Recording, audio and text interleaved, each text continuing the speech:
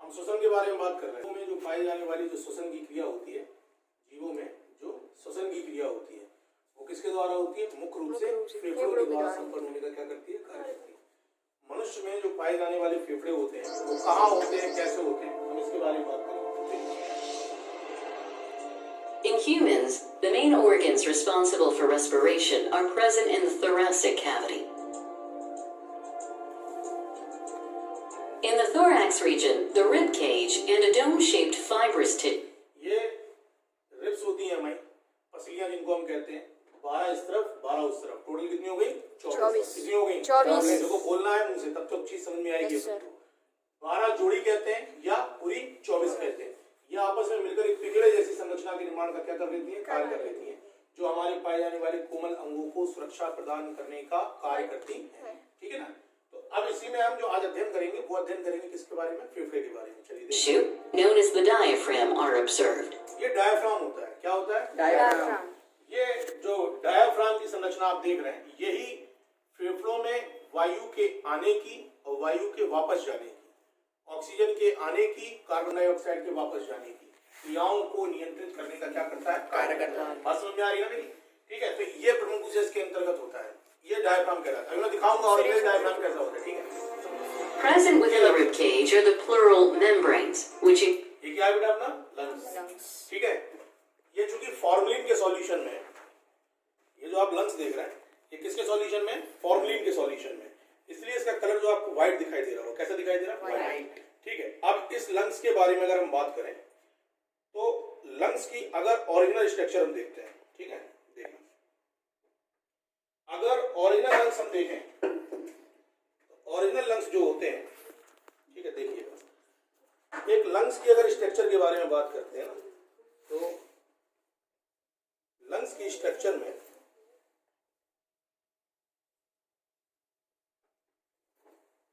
ये मैं जो काट रहा हूं, ये जो मैं काट रहा हूं, ये लिगामेंट्स होते हैं। क्या होते हैं? लिगामेंट्स। इनको मैंने ये कट कर दिया। ठीक, एक लंग्स जब डिटेक्ट होता है तो सबसे पहले हम लिगामेंट्स को काटते हैं। लिगामेंट्स मैं आपको दिखा दूं, सबको देख लेना भाई। नहीं, इसमें ब्लड नहीं होता है। ठीक है, ये देखो बेटा, ये लिगामेंट्स होते हैं जो लंग्स को प्रोटेक्ट करते हैं। नीचे बैठ जाओ, नीचे बैठ जाओ, आराम से कवर करो, किसी को नहीं दिखाई पड़ेगा। देखें इधर, सुनो मेरी बात सुनो, मेरी बात सुनो। इंटरेस्टिंग टॉपिक है लेकिन हाइपर नहीं होना, सीखना है चीज को। देखो ये जो आपके सामने दिख रही ना, ये लिगामेंट्स कहलाती है। क्या कहलाते हैं? लिगामेंट्स।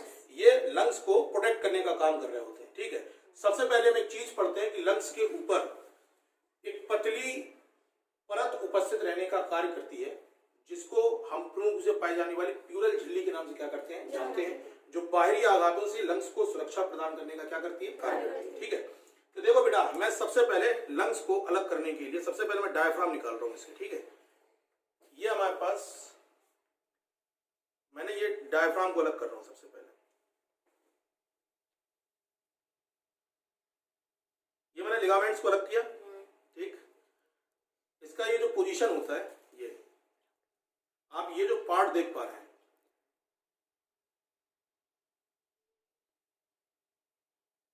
देखो जो बच्चा घबराए बेटा वो बिल्कुल चले जाना। ठीक है, क्योंकि डरने की जरूरत नहीं है। हम बायो के स्टूडेंट हैं, अगर नहीं सीखेंगे तो गड़बड़ हो जाएगा। किसी को स्मेल तो नहीं आ रही? हाँ, कोई स्मेल नहीं हुई क्योंकि फॉर्मलिन में ब्लेंडेड है। ये मैंने जो छोटी सी आपके सामने परत निकाली ना, ये देख रहा हूँ, झिल्ली जैसी स्ट्रक्चर देख रहा हूँ, ये डायफ्राम है। क्या है बेटा? ये डायफ्राम। यही डायफ्राम जो होता है वो यहाँ प्रेजेंट रहता है नीचे की तरफ। ये पूरी इसकी स्ट्रक्चर होती है, ये डायफ्राम है बेटा। क्या है ये? डायफ्राम। ये पूरा डायफ्राम है। ठीक, इस डायफ्राम के द्वारा ही लंग्स जो होते हैं वो फैलने का, सिकुड़ने का क्या करते हैं? कार्य करते हैं। बात समझ में आ रही ना? ये हमारा डायफ्राम है। क्या है बेटा? डायफ्राम। इसको मैं सबसे पहले अलग कर देता हूँ यहाँ पे डायफ्राम को। इसके बाद में आप ऑब्जर्व कर पाओगे, देख पाओगे कि एक्चुअली डायफ्राम कैसा होता है। ठीक है, अब मैं बात करता हूँ अदर चीज के बारे में। अगर इसको मैं और डिटेक्ट करूं तो एग्जैक्टली इसकी पोजीशन जो निकल के आएगी,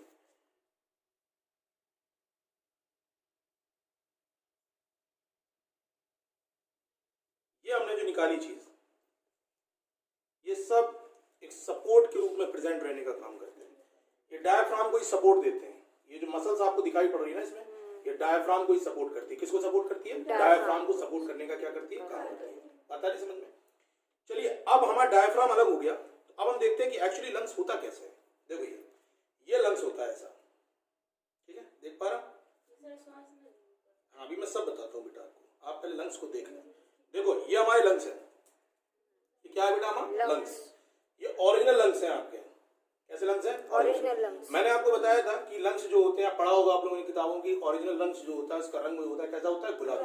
देखो सामने दिख रहा है आपको, ये देखो बेटा, अभी चूंकि ब्लेंडेड है लेकिन इसका कलर कैसा था? गुलाबी था। कैसा था? गुलाबी। ये भी आपको व्हाइट दिखाई दे रहा हो। कैसा दिखाई दे रहा होगा? व्हाइट। चलिए, हम सबसे पहले अलग करना काम करने का चालू करते हैं ट्रैकिया को। किसको अलग करेंगे? ट्रैकिया। ये हमारी श्वास नली है। कौन सी नली? श्वास नली। इसमें देख रहे होगे बेटा, ये छल्ले जैसी संरचना दिख रही है सबको? दिख रही है ना?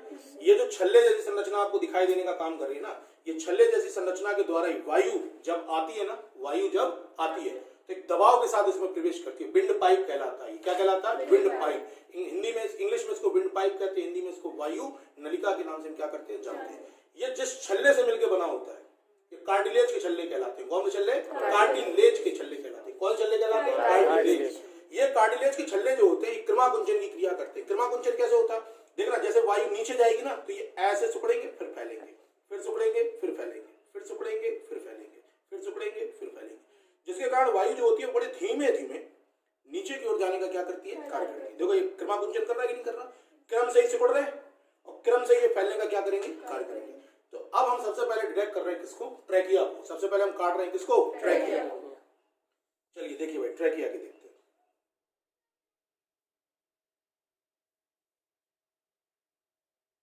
ये हमने ट्रैकिया को डिटेक्ट किया। किसको डिटेक्ट किया? ट्रैकिया को। इसको अगर हम बीच में से काटें, ये कैसा दिखाई देगा?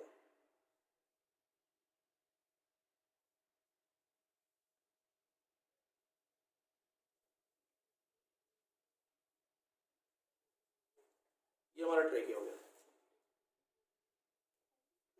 किसी को डर तो नहीं लग रहा? सर। डरना नहीं बेटा, अपन बहुत बहादुर है। नहीं, खेलना नहीं है, सीखना है, इसलिए मैं आपको टच नहीं करा रहा। देखो ये ट्रैकिया इस तरीके से होती है, ठीक। इसको अगर आप देखोगे तो ये चिपचिपी होती है। कैसी होती है? चिपचिपी। ये देखो बहुत स्टिकी होती है।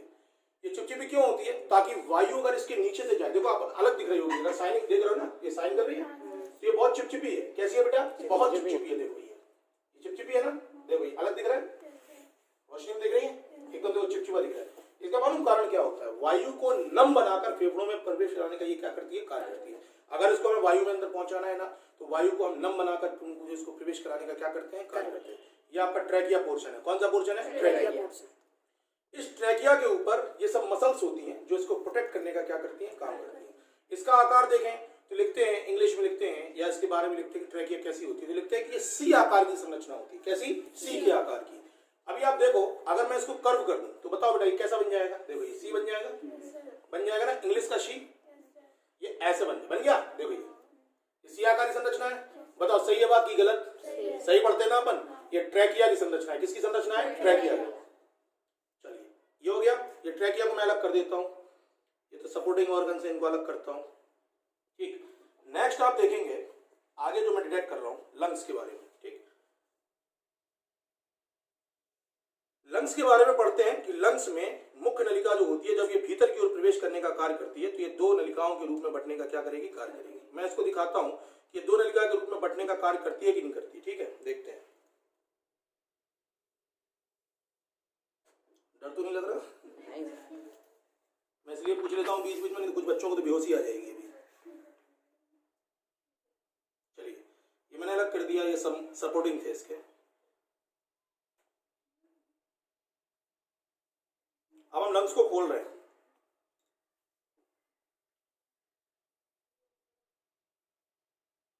देखिए ये जो लंग्स होता है इसमें जो पोजीशन होती है, देखो ये बेटा ये नलिका जो थी ऐसे दो पार्ट में बटी थी। देखो एक क्षेत्र दिखाई पड़ रहा है आपको, दिख रहा है? ये इसके द्वारा ये नलिका विभाजित होकर इस लंग्स में गई होगी, इस लंग्स में, इस वाले लंग्स में, ठीक है।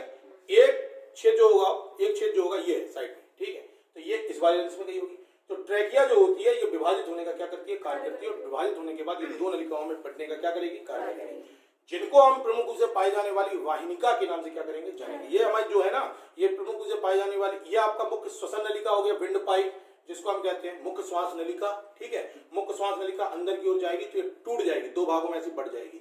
ये जो पाए जाने वाले इसके पार्ट होते हैं ना, इन पार्टों को हम प्रमुख रूप से पाए जाने वाली ब्रोंकियोल्स के नाम से क्या करते हैं, जानते हैं। कैसे नाम से, ब्रोंकियोल्स। ये ब्रोंकियोल्स अंदर की ओर जाएगी ना तो और छोटे छोटे बारीक भागों में टूट जाएगी, जिनको हम सवसनिकाएं कहते हैं। क्या कहते हैं, सवसनिकाएं। और सवसनिकाएं जहां जाती हैं उनको हम वायु कोष्ठक के नाम से क्या करते हैं, जानते हैं। चूंकि इसका डिटेक्शन करने में हम वायु कोष्ठक नहीं निकाल पाएंगे, लेकिन हम अदर और स्ट्रक्चर्स को देखने का काम आराम से कर लेंगे। चलिए देखते हैं।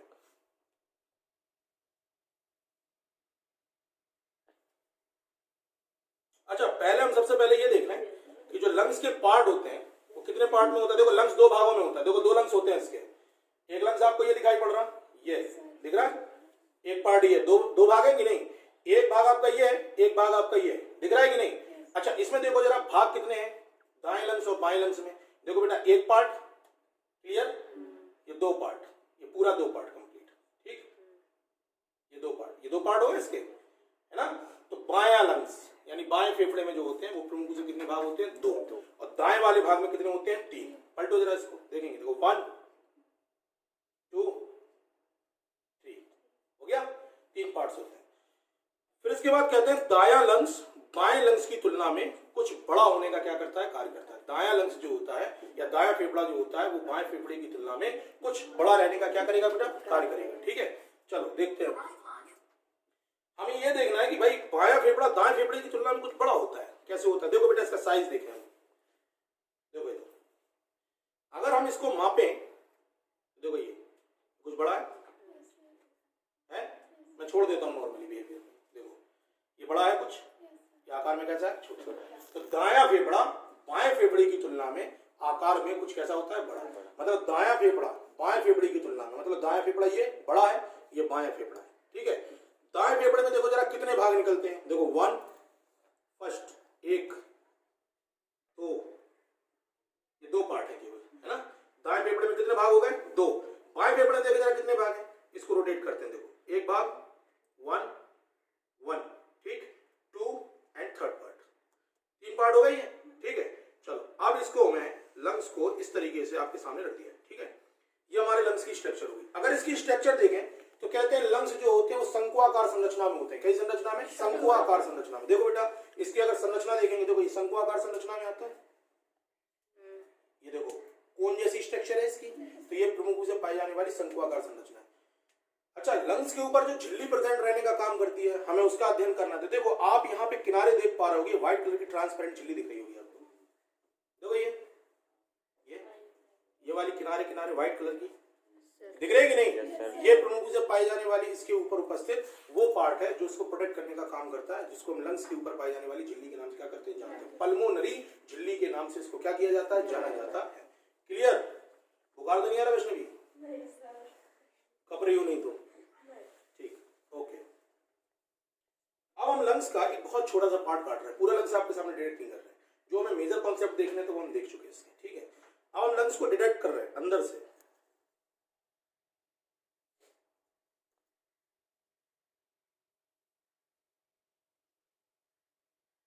डॉक्टर नहीं बन पाए, बाकी बन सब हो गए, डॉक्टर बन जाओगे आप लोग। इसको अगर आप खोलोगे तो ये स्पंज जैसी स्ट्रक्चर निकली। कैसी स्ट्रक्चर है, स्पंज के समान। कैसी संरचना है, कहते हैं कि लंग्स कैसा होता है, तो कहते हैं स्पंज के समान पाई जाने वाली संरचना होती है। कैसी संरचना है ये, लंग्स स्पंज के समान पाई जाने वाली संरचना होती है। क्लियर हुआ, चलो भाई। कुछ लोगों को तो ये लगेगा कि ये क्या करवा रहा है, इनके पास बायो नहीं भेजेंगे हम बच्चों को, क्योंकि ये बर्बाद कर देंगे बच्चों को, पता नहीं क्या बना देंगे। लेकिन हम पढ़ते ऐसे ही हैं।